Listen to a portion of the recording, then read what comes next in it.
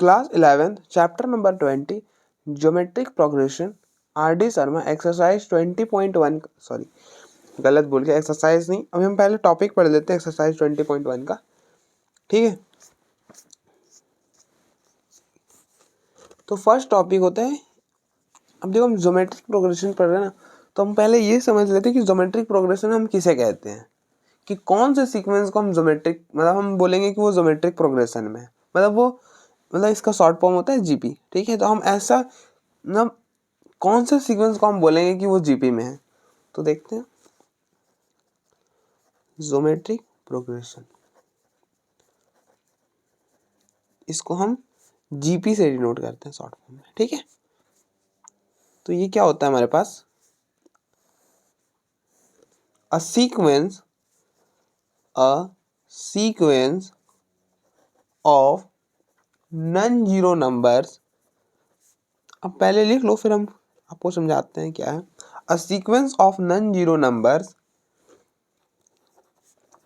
is called geometric progression is called geometric progression if the ratio of term and the term preceding to it is always a constant quantity. Always a constant quantity. क्या बोल रहा है, अ sequence of non zero numbers, मतलब वैसा sequence जिसमें zero नहीं है, कोई भी सीक्वेंस जीरो नहीं होगा, ठीक है। हर नंबर जो है सीक्वेंस के वो नॉन जीरो होने चाहिए, क्यों होंगे वो भी मैं आपको बताऊंगा। Is called geometric progression if the ratio of a term and the term preceding to it is always a constant quantity. अब देखो अंग्रेजी से तो कुछ भी नहीं समझ आया होगा, क्योंकि मैथ में तो हमें एग्जाम्पल से ही चीज़ें समझ आती है, बहुत कम ही चीज़ होती है जो डेफिनेशन से समझ आ जाए, ठीक है। और खास करके तब जब हम पहली बार पढ़ रहे हो। तो आप एक एग्जाम्पल लेते हैं, 2 4 8 16 32, ठीक है। अब चेक करो कि हमें चेक करना है ना कि ये जो सीक्वेंस है वो जीपी में है या नहीं। तो कैसे करेंगे, तो आप क्या करो कि इसमें मतलब सेकेंड टर्म को फर्स्ट टर्म से डिवाइड करो, मतलब 4 को 2 से डिवाइड करो। 4 को 2 से डिवाइड करोगे क्या आएगा, 2 आ गया, तो 2। अब देखो एपी में हम क्या करते थे, डिफरेंस करते थे, सेकेंड टर्म को फर्स्ट टर्म के साथ माइनस करते थे, सेकेंड टर्म को फर्स्ट टर्म से माइनस करते थे। लेकिन जीपी में हम क्या करेंगे, अगर हम जीपी में क्या होता है कि जब सेकेंड टर्म को अगर हम फर्स्ट टर्म से डिवाइड करें तो 2 आया। इसी तरह से थर्ड टर्म को आप डिवाइड करो सेकेंड से तो फिर से 2 आया। तो इसमें क्या होता है कि हम डिवाइड करते तो वो सेम आता है, ठीक है। मतलब 2 और फिर आप इसमें इसको डिवाइड करो तो 2 हो जाएगा, 32 और 16 को डिवाइड करोगे तो 2 आ जाएगा, ठीक है। तो आप देख रहे हो इनका ना मतलब हम इनका ना रेशियो सेम है, आप ऐसा बोल सकते हो। जीपी में हम एपी में हम डिफरेंस निकालते हैं, तो इस वाले केस में हम रेशियो निकालते हैं, ठीक है। तो अब अगर रेशियो सेम आ जाए ना, मतलब ऐसे हम डिवाइड करते जाए, सेकेंड टर्म को फर्स्ट टर्म से डिवाइड करें, मतलब सेकेंड टर्म को फर्स्ट टर्म से डिवाइड करें, थर्ड टर्म को सेकेंड टर्म से डिवाइड करें, फोर्थ टर्म को थर्ड टर्म से डिवाइड करें, एंड सो ऑन, ऐसा करते जाए। an को an-1 से डिवाइड करें, और ये सारा रेशियो, ये क्या है, डिवाइड को हम रेशियो भी कहते हैं, ठीक है। मतलब अगर हम लिखे a1:a2 तो मतलब ये कुछ और नहीं बल्कि a1/a2 ही है, ठीक है। तो अगर रेशियो सेम आ जाए, तो वो जो सीक्वेंस होता है ना वो एपी में हो जाता है, ठीक है। अगर a2/a1 इक्वल हो जाए a3/a2 इक्वल हो जाए a4/a3 एंड सो ऑन, तो वो जो सीक्वेंस होगा वो जीपी में हो जाएगा, ठीक है। तो अब देखो, अब आप बोलोगे भैया इसके टर्म्स जीरो क्यों नहीं हो सकते, ये तो आपने बताया ही नहीं। कि नॉन जीरो ही नंबर्स क्यों लेने हैं, क्योंकि आप खुद भी सोच के देखो, अगर आप जीरो ले लोगे, जैसे आप मान लो कि यहाँ पर आपने जीरो ले लिया, हाँ फर्स्ट टर्म तो तब भी चल जाए, लेकिन अगर मान लो आपने यहाँ पे कहीं जीरो ले लिया तो क्या होगा, आप जीरो अपॉन में टू तो जीरो हो जाएगा, ठीक है, कोई दिक्कत नहीं है, कोई दिक्कत नहीं है यहाँ पर। लेकिन जैसे ही आप यहाँ पर क्या है, आप एज्यूम कर लो कि चलो यहाँ पे जीरो है, फोर की जगह जीरो है, ठीक है, थोड़ी देर के लिए मान लेते हैं कि फोर की जगह जीरो है, तो आप करोगे ना, इन दोनों का रेशियो निकालोगे थर्ड टर्म को सेकंड से, तो 8 डिवाइडेड बाई 0, ये तो इन्फिनिटी आ जाएगा। और बेसिकली 8 इंटू में ये क्या है 1/0, और 1/0 जो है वो यहाँ पे डिफाइंड नहीं होता है, दिस इज नॉट डिफाइंड, ये डिफाइन ही नहीं हो पाएगा, ठीक है। मैथ में कोई इन्फिनिटी जैसी चीज नहीं होती, ठीक है, वो फिजिक्स में होती होगी, ठीक है, तो इसलिए हम मैथ में ये नहीं मान के चलेंगे कि वो इन्फिनिटी है, ठीक है। अभी के लिए आप मान लो कि 1/0 और 1/0 हम नॉट डिफाइंड ही कहते हैं, तो डिफाइन तो होगा नहीं हमारे पास चीज, तो फिर दिक्कत हो जाएगी डेफिनेशन में ना, इसलिए शुरू में ही बोल दिया कि नॉन जीरो नंबर्स लेने हैं आपको, वरना डेफिनेशन में इसका प्रॉब्लम हो जाता है, इसलिए, ठीक है। अब आप देखो, अगर यहाँ पे भी होता तो दिक्कत होती, क्योंकि आप सेकेंड टर्म को फर्स्ट टर्म से डिवाइड करते हो तो 4/0 that is not defined, not defined आ जाता, ठीक है, तो आप फर्स्ट टर्म में भी जीरो नहीं रख पाओगे। मतलब कहीं पे भी कोई सीक्वेंस अगर जीपी में है तो डेफिनेटली कि उसका कोई भी जो टर्म है वो नॉन जीरो ही रहा है, ऐसा कोई भी टर्म नहीं हो सकता कि वो जीरो है। अगर कोई भी टर्म जीरो है ना तो पक्का कि वो जीपी में नहीं है, कुछ और में हो सकता है, जीपी में नहीं है, ठीक है। एक एग्जांपल हम और लेते हैं, जैसे constant GP 1 1 1 1 and so on, ये भी जीपी में है।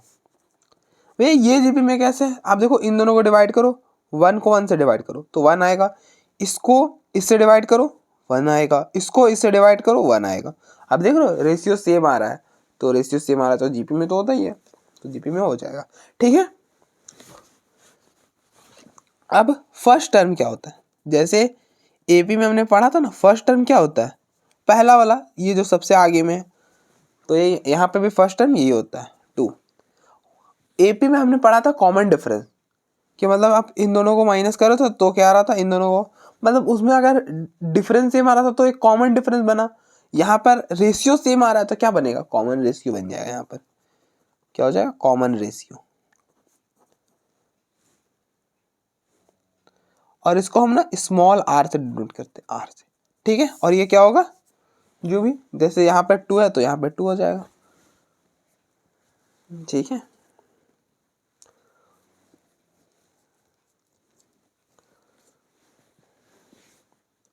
तो मोटा मोटी क्या है कि कोई भी सीक्वेंस को हम किसी भी सीक्वेंस को जीपी में कब कहेंगे, जब रेशियो सेम आए, ठीक है, जब रेशियो सेम आए।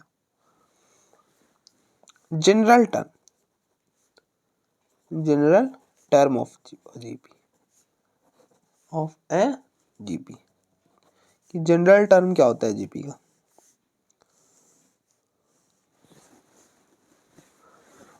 तो आप देखो जनरल टर्म, और इसे हम nth टर्म भी कहते हैं, इसे हम लास्ट टर्म भी कहते हैं, जो कहना आप कह सकते हो, कोई दिक्कत नहीं, general term, nth term, last term, जो भी है यही है, ठीक है।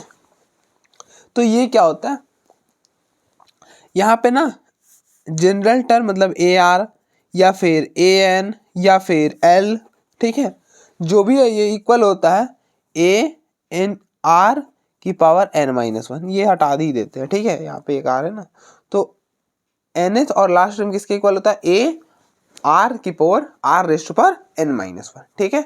इसका डेरिवेशन कर लेते हैं, तो अब देखो हम एक जनरल एपी लेते हैं, A R square, A R cube, so on are in GP. अब देखो ये जो सीक्वेंस है ना ये जीपी में है, अगर आपको नहीं मुझ पर विश्वास है तो आप चेक कर लो ना, आप इन दोनों को डिवाइड करो, इसको इससे डिवाइड करो, तो आप देखो ए आर अपॉन में ए से कैंसिल होगा, आर आ जाएगा, ठीक है। और हम ए को इजिली कैंसिल कर सकते हैं, क्योंकि यहाँ पे तो जीरो होना नहीं है, यहाँ पे तो जीरो हो ही नहीं सकता किसी भी अगर सीक्वेंस, अगर जीपी में, तो उसका आप देख लो हर टर्म नॉन जीरो होता है, ठीक है, पहला ही कंडीशन यही होता है।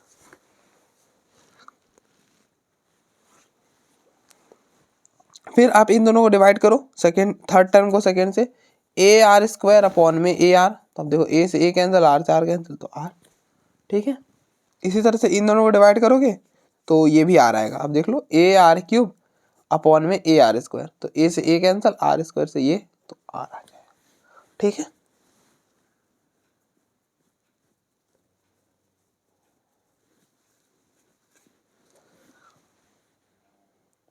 ठीक है, तो अब देखो ये जीपी में है।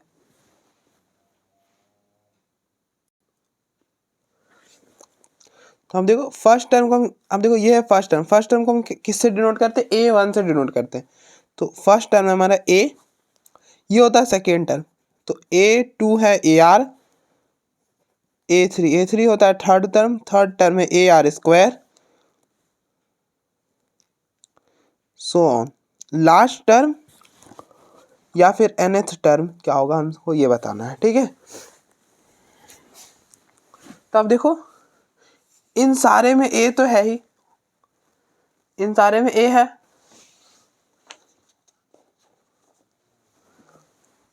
तो ए तो रहने वाला है। अच्छा अच्छा, ए को आप क्या लिख सकते हो, ए को लिख सकते हो ना, ए यहाँ पर ए को हम लिख सकते हैं ना ए इंटू वन, और वन को लिख सकते हैं ना आर की पावर जीरो, वन को लिख सकते हैं हम आर की पावर जीरो, ठीक है। यहाँ पे ये क्या, ए आर की पावर वन, ये ए आर की पावर टू, सो ऑन। इसको हम लिख सकते हैं ना ए आर। अब देखो ए और आर तो आने वाला है, क्यों आएगा भैया ए और आर क्यों आएगा, अब देखो ना ए सब में ए है तो यहाँ पे भी ए आएगा।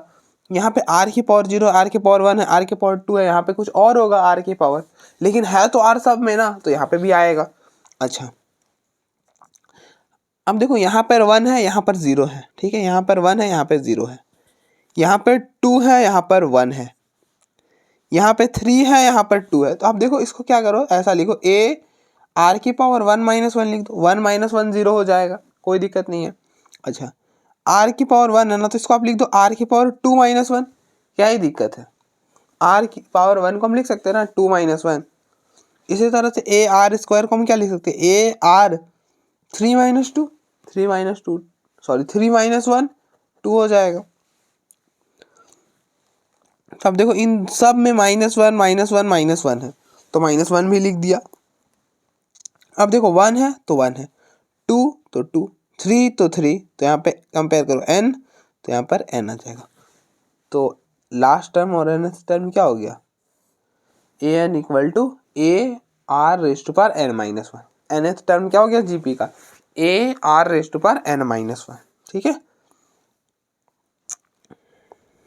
यहाँ पे लिख लो where A is A equal to first term, A जो है वो फर्स्ट टर्म है, आर जो है वो कॉमन रेशियो है, और एन जो है वो नंबर ऑफ टर्म्स है, ठीक है। तो आप देखो एक बार, फिर हम आगे बढ़ते हैं।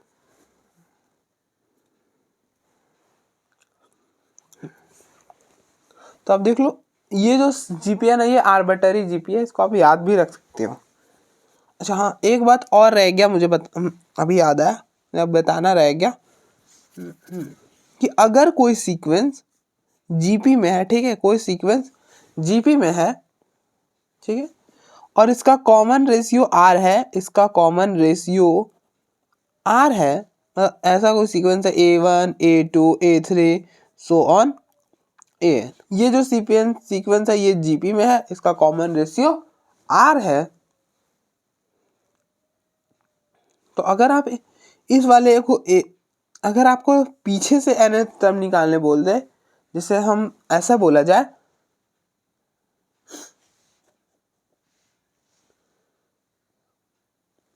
अब देखो क्वेश्चन कैसे आ सकता है, क्वेश्चन ऐसे आ सकता है कि कुछ कुछ दिया हुआ आपको बोलेगा फिफ्थ टर्म निकालो, तो आप निकाल पाओगे इसकी मदद से। लेकिन अगर आपको बोल दे कि आप लास्ट से फिफ्थ टर्म निकाल दो, मतलब पीछे से फिफ्थ टर्म निकाल दो, तो कैसे निकालोगे, पीछे से फिफ्थ टर्म निकालने का ये फॉर्मूला नहीं है। अब गलती मत करना यहाँ पे कि ए की जगह 5 रिप्लेस कर देना और वहीं पे छोड़ देना, वो गलत हो जाएगा। क्यों गलत हो जाएगा भाई, क्योंकि आपसे फिफ्थ टर्म पूछा फ्रॉम द एंड, और ये तो बिगिनिंग से है, आप देख लो ये बिगिनिंग से nth टर्म है, ठीक है।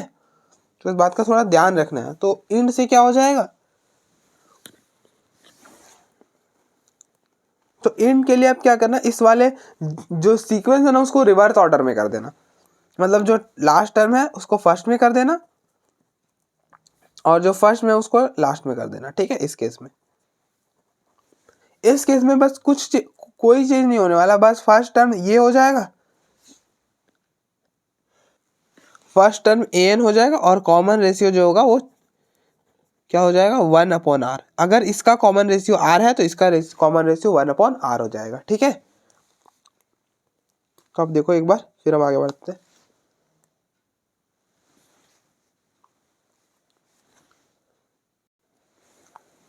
तो अब नेक्स्ट एक्सरसाइज 20.1 का क्वेश्चन नंबर 1 है, so that each one of the following progression is a GP, also find the common ratio in each case. हमें क्या दिखाना है कि ये जो सीक्वेंसेस है वो जीपी में है और हमें कॉमन रेशियो निकालना है, ठीक है।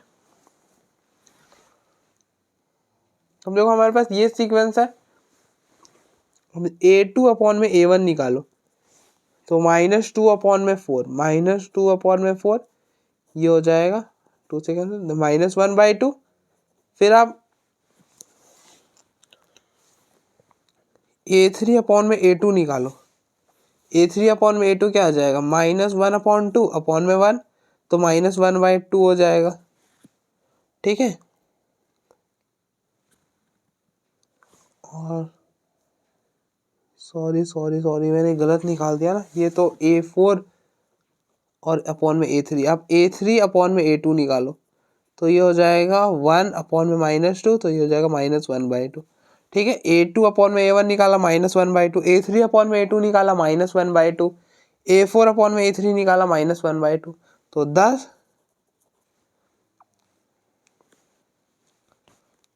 तो यहाँ पे लिख लेना हेयर a2 में a1 इक्वल टू a3 में a2 इक्वल टू a4 में a3 सो ऑन। तो 10 the given sequence is in GP, sequence is in GP. तो ये जो सीक्वेंस है वो जीपी में हो गया, ठीक है, मतलब जीपी में है। और कॉमन रेशियो क्या है, और आर हमें बताना है कॉमन रेशियो। तो आप जो रेशियो आ रहा है इन सारे को डिवाइड करें, क्या आ रहा है -1/2, तो r -1/2 ही हो जाएगा, ठीक है। सेकेंड पार्ट है, इसका चेक करना है तो करते हैं। आप a2 में a1 निकालो, इन दोनों को डिवाइड करो, क्या आएगा -6 में -2/3, माइनस से माइनस कैंसल, ये 3 ये हो जाएगा 3 में 1/3, ये 3 ऊपर जाएगा तो 9 हो जाएगा, 3 × 3 9, ठीक है। ये हो गया a2 में a1। इसी तरह से इन दोनों को डिवाइड करो, a3 में a2, ये हो जाएगा -54 में -6, माइनस से माइनस कैंसिल करोगे तो 9, ठीक है। तो ये भी आ गया 9, एंड इसी तरह से सो ऑन। तो अब देखो a2 में a1 इक्वल है a3 में a2 equal so on, equal हो जाएगा 9 को। तो 10 the given sequence is in GP, इसलिए जो गिवन सीक्वेंस है वो तो जीपी में है। और कॉमन रेशियो क्या आएगा, जो आप इन, तो कॉमन रेशियो कैसे निकालते हैं, तो सेकेंड टर्म को फर्स्ट टर्म से डिवाइड करो तो कॉमन रेशियो मिल जाएगा। तो अब देखो यहाँ पे कह रहा है ना सेकेंड टर्म को फर्स्ट टर्म से क्या आ रहा है 9, तो कॉमन रेशियो हो जाएगा 9, ठीक है। नेक्स्ट थर्ड पार्ट है कि आपको चेक करना है कि ये जो सीक्वेंस है a3a² में 4 9a³ में 16, आपको चेक करना है कि ये जो सीक्वेंस है वो एपी में है कि नहीं है। तो अब देखो क्या करो, सेकेंड टर्म को फर्स्ट टर्म से माइनस डिवाइड करो, इन दोनों को डिवाइड करो, तो 3a² में a, ये क्या हो जाएगा, a से a कैंसिल, ये हो जाएगा 3a/4। ये हमने निकाला, सेकेंड टर्म को फर्स्ट टर्म से डिवाइड करो।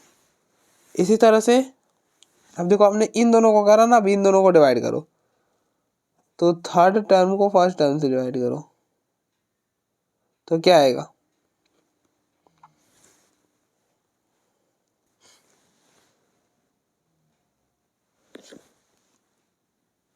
तो ये हो जाएगा 9a³ अपॉन में 16 और a3 अपॉन में a2 तो इसको डिवाइड करो ठीक है, इन दोनों को डिवाइड करो तो ये हो जाएगा 9a³ अपॉन में 16, ये हो जाएगा 3a² अपॉन में 4। तो इस 4 को 16 से कैंसिल करो 4, इस a² को कैंसिल करो तो यहाँ पे a ही रह जाएगा। तो ये हो जाएगा 9a अपॉन में 4, ये भी 4 तो है ना, तो ये 4 आ जाए 9a अपॉन में 4। अच्छा हाँ, ये 3 से ये 3 भी तो कैंसिल होगा, तो ये 3 रह जाएगा, तो 3a अपॉन में 4। ठीक है, तो आप देख रहे हो a2 अपॉन में a1 equal to a4 upon में a3, सॉरी a3 अपॉन में a2। तो अब देखो रेशियो सेम आ गया। ठीक है, तो अगर रेशियो सेम आ जाए तो क्या हो जाता है, एपी में हो जाता है। और किसके इक्वल है, तो 3a/4। तो 10 the given sequence is an GP. ठीक है, तो ये जो गिवन सीक्वेंस है वो जीपी में है।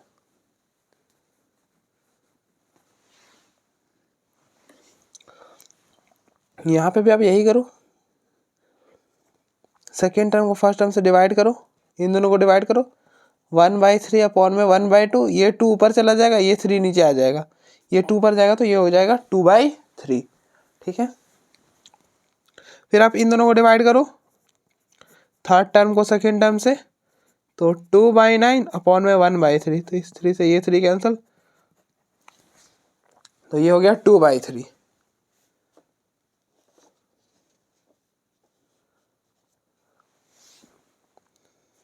अब इन दोनों को डिवाइड करो फोर्थ टर्म को थर्ड टर्म से, तो हो जाएगा 4 अपॉन में 27 अपॉन में 2/9, इससे इसको कैंसिल करेगा 3, इसको इससे करेगा तो 2, तो ये हो गया 2/3।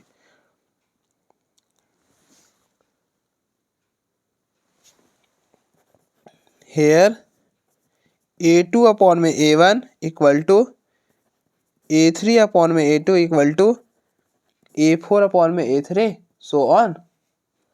तो 10 the given sequence is in AP, sorry GP, bar bar AP लिख दे रहा हूँ। ठीक है, तो आप देख लो, फिर हम आगे बढ़ते हैं।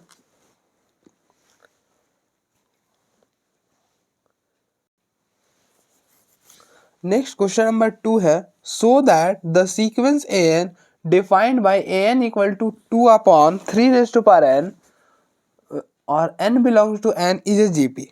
हमको ये दिखाना है कि अगर सीक्वेंस, अगर हम इससे सीक्वेंस बनाए ना, अगर हम an कोई सीक्वेंस है जहाँ पे रूल ये बता रहा है कि आप an निकालना चाहोगे तो कैसे निकालोगे, 2 अपॉन में 3n। तो हमें बताना है कि ये जो सीक्वेंस है ये एपी में है। ठीक है, तो an सीक्वेंस क्या होने वाला है हमारे पास, तो आप देखो a1 फर्स्ट में a1 आता है, तो यहाँ पे n की जगह आप 1 रिप्लेस करोगे तो ये हो जाएगा 2/3। फिर आएगा a2, अब देखो an होगा, बेसिकली होता है क्या, ये होता है a1 a2 a3 so on an, यही होता है ना। आप n की जगह 1 2 3 रिप्लेस करते जाओ, कहाँ तक रिप्लेस करो, n तक। अच्छा 1 रिप्लेस किया तो 2/3 a2, तो आप यहाँ पे n की जगह 2 रिप्लेस करोगे तो 2/3 का स्क्वायर, ये हो जाएगा 2/3 का स्क्वायर। a3 निकालने के लिए आप क्या आप कंपेयर करो ना, n की जगह क्या नजर आ रहा है 3, तो आप यहाँ पे 3 रिप्लेस करोगे तो ये हो जाएगा 2/3 की पावर 3 सो ऑन an, तो an हो जाएगा 2/3 की पावर n। ठीक है, अच्छा अगर आपको देखना है कि ये जो सीक्वेंस बना है ना, ये जो सीक्वेंस बना है क्या ये जीपी में है, तो आप क्या करो, सेकेंड टर्म को फर्स्ट टर्म से डिवाइड करो, a2 अपॉन में a1 निकालो, तो ये आ जाएगा 2/3 का स्क्वायर अपॉन में 2/3, 2 से 2 कैंसिल, ये 3 से एक 3 कैंसिल, तो ये हो गया 1/3। इसी तरह से आप इन दोनों को डिवाइड करो, थर्ड टर्म को सेकेंड से डिवाइड करो, तो ये हो जाएगा 2/3 का क्यूब अपॉन में 2/3 का स्क्वायर, तो 2 से 2 कैंसिल, ये 3 का स्क्वायर से ये कैंसिल हो जाएगा, तो ये हो जाएगा 1/3। इसी तरह से आप इन दोनों को हाँ ठीक है, काफ़ी है, इतना ही रहने दो, सो ऑन करते जाना। तो हेयर A2 अपॉन में A1 is equal to A3 upon में A2 which is equal to and so on. ठीक है, तो thus the given sequence n is in GP। ठीक है, तो रेशियो सेम आ गया, तो जो सीक्वेंस था वो जीपी में हो गया। और ना हमारे पास दूसरा भी तरीका होता है जीपी दिखाने। अगर कभी भी ऐसा रिलेशन मतलब हमें nth टर्म दे रखा हो ना, मतलब an दे रखा हो, तो उस केस में हम जीपी कैसे प्रूव करते हैं कि वो जो सीक्वेंस है जीपी में है।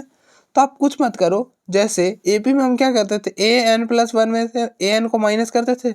अगर कांस्टेंट के इक्वल आ जाए, अगर an+1 माइनस an अगर कांस्टेंट के इक्वल आ जाए, तो ये जो सीक्वेंस an से बनता था वो एपी में हो जाता था। उसी तरह से यहाँ पे जीपी में क्या होता है कि रेशियो सेम आना चाहिए।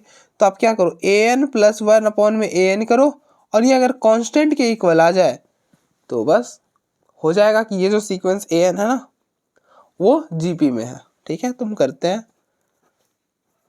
तो an+1 अपॉन में an क्या होगा, an+1 आप कंपेयर करो, n की जगह क्या नजर आ रहा है, n+1 नजर आ रहा है, तो आप n+1 यहाँ पे रिप्लेस करो, तो ये हो जाएगा 2 अपॉन में 3n+1 अपॉन an, तो an तो यही है, तो ये हो जाएगा 2 अपॉन में 3n, तो 2 से 2 कैंसिल, ये हो गया 1 अपॉन, ये ऊपर जाएगा,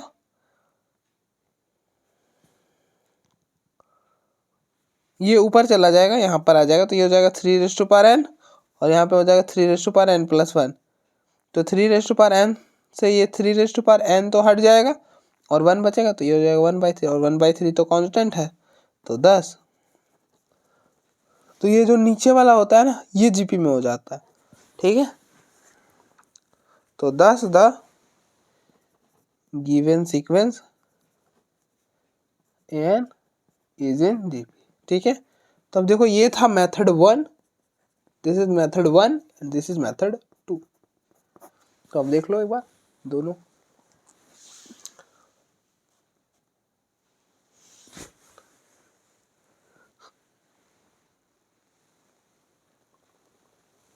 नेक्स्ट क्वेश्चन नंबर 3 है, if the 9th term of the GP is what.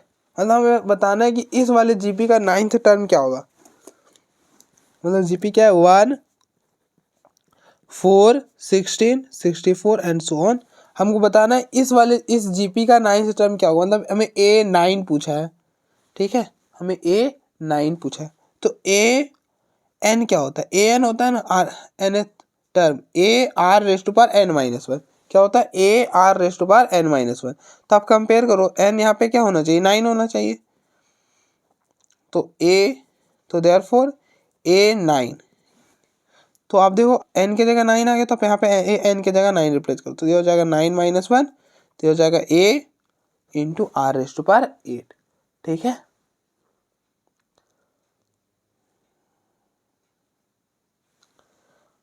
अब देखो यहाँ पे आपका फर्स्ट टर्म क्या क्या होता है, फर्स्ट टर्म, और यहाँ पे फर्स्ट टर्म है 1, तो A1 हो गया। और R कैसे निकालते हैं, R होता है कॉमन रेशियो, कैसे निकालते हैं, तो सेकेंड टर्म को फर्स्ट टर्म से मतलब इसको इससे डिवाइड करो, 4 अपॉन में 1 4 हो जाएगा, तो कॉमन रेशियो 4 आ गया। यहाँ पे इन दोनों की वैल्यू रिप्लेस करो, इन दोनों की यहाँ पर खत्म हो जाएगा क्वेश्चन। तो ये हो जाएगा A है 1 और ये है R⁸8, तो ये हो जाएगा 4⁸8, तो दैट इज A9 हो जाएगा 4⁸8।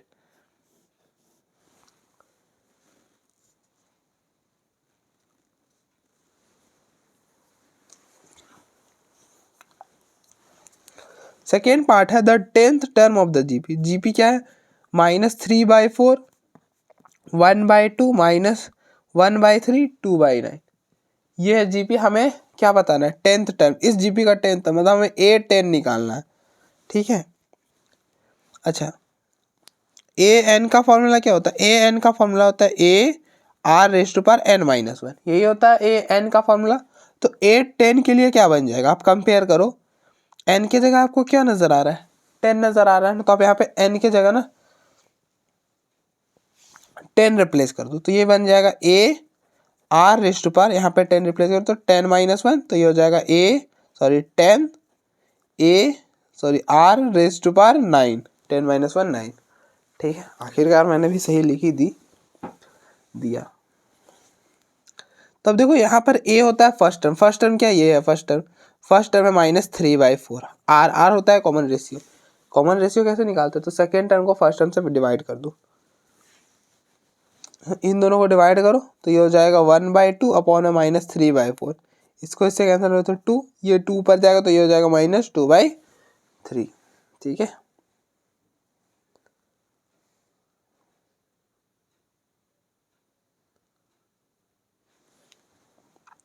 तो यहाँ पे रिप्लेस कर दो, ए की वैल्यू है ए ना, मैंने भी ना वहाँ 10 लिख दिया, ए होगा वहाँ पर। तो ए की वैल्यू है -3/4 into R raised to power 9, और आर है -2/3 होल की पावर 9, तो ये हो जाएगा -3/4। अब देखो -1 की पावर 9, -1 की पावर अगर ओड रहा है तो -1 आ जाता है, तो ये हो जाएगा -1, और ये हो गया 2 की पावर 9 और अपॉन में 3 की पावर 9, ये माइनस और ये माइनस कैंसिल, इस 3 से ये कैंसिल होगा, यहाँ पे 8 रह जाएगा, और 4 को आप क्या लिख सकते हो 1/2 का स्क्वायर इनटू, ये हो जाएगा 2 का पावर 9 अपॉन में 3 का पावर 8।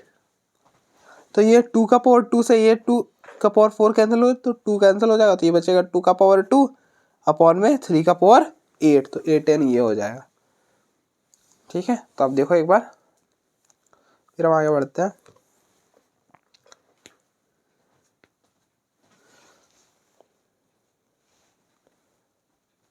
नेक्स्ट थर्ड पार्ट है the 8th term of the GP. हमको क्या बताना है, इस जीपी का 8th टर्म बताना, मतलब 8th टर्म।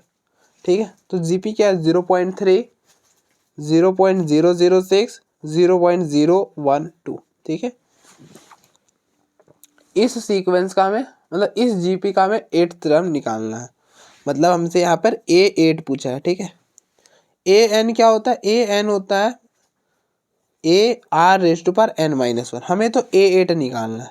तो आप कंपेयर करो, n की जगह आपको क्या नजर आ रहा है, A8 नजर आ, सॉरी n की जगह आपको 8 नजर आ रहा है ना, तो आप यहाँ पे n की जगह 8 रिप्लेस कर दो, तो AR⁻8 - 1। ठीक है, तो ये हो जाएगा AR⁻8 - 1 7। ठीक है, अब A और R निकाल लो।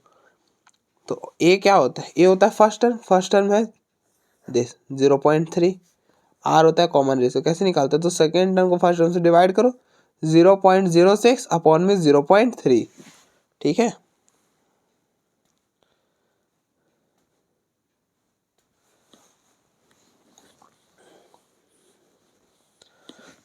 तो इसको इसे कैंसिल करो, ये 0.2 हो जाएगा। ठीक है, 0.2, ठीक है, तो ए हो गया 0.3 और आर हो गया 0.2, तो बस रिप्लेस कर दो, खत्म हो जाएगा। 0.3 और आर है 0.2, तो ये हो जाएगा 0.2 की पावर 7। तो दैट इज A8 क्या हो जाएगा 0.3 इंटू 0.2 की पावर 7।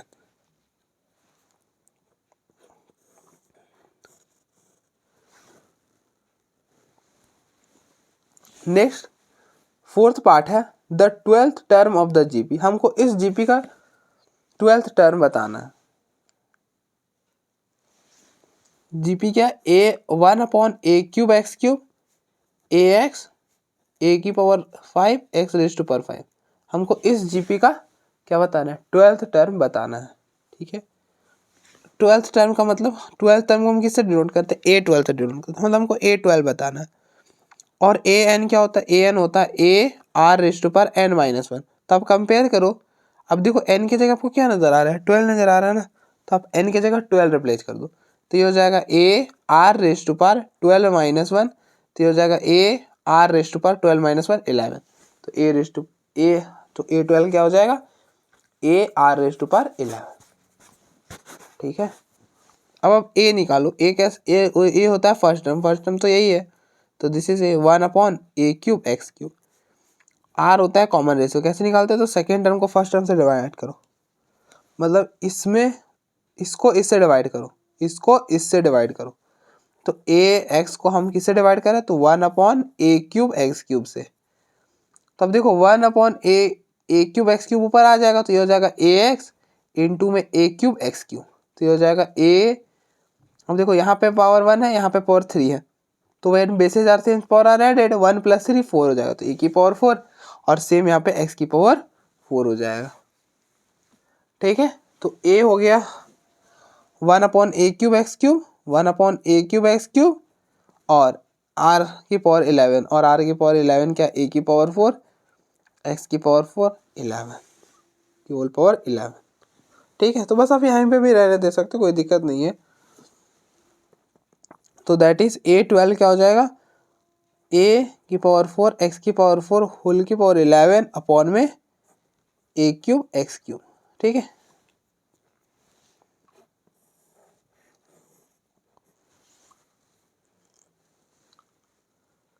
नेक्स्ट फिफ्थ पार्ट है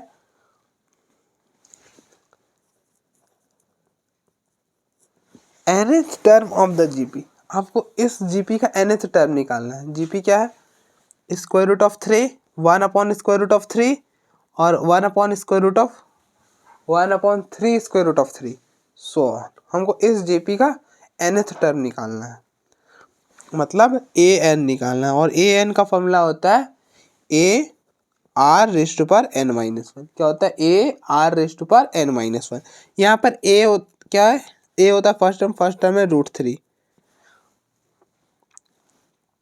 r होता है कॉमन रेशियो। कॉमन रेशियो कैसे निकालते हैं, तो सेकेंड टर्म को फर्स्ट टर्म से डिवाइड करो, सेकेंड मतलब इन दोनों, इसमें इसको डिवाइड करो, तो ये हो जाएगा 1/√3 अपॉन में √3, तो ये क्या हो जाएगा, ये दोनों मल्टीप्लाई हो जाएंगे, 1/√3 इंटू √3 3 हो जाएगा, तो कॉमन रेशियो हो गया 1/3। ठीक है, ये तो बेसिक सा चीज़ है ना, आप 1/√3 को डिवाइड कर रहे हो √3 से, तो ये हो जाएगा 1/√3, और इंटू में जब आप इस डिवीजन को इंटू में मल्टीप्लाई करो तो ये भी रेसिप्रोकल कर देना होता है, तो हो जाएगा 1/√3, तो ये हो गया 1/3। ठीक है, तो ये तो बेसिक सी बात थी। तो अब देखो ए होता है फर्स्ट टर्म है √3, आर है 1/3, तो ये हो जाएगा 1/3 की पावर n-1, तो ये हो गया √3 और 1। अब देखो इसमें ऐसा कर सकते हो ना, 1 की पावर n-1 अपॉन में 3 की पावर n-1। ठीक है, ये हो गया √3। 1 की पावर आप कुछ भी कर लो, कोई फर्क नहीं पड़ता, तो वो 1 ही रहेगा, और ये हो जाएगा 3 की पावर n-1। ठीक है, 3n-1, तो ये हो जाएगा। तो दैट इज nth टर्म क्या हो जाएगा, √3 अपॉन में 3n-1।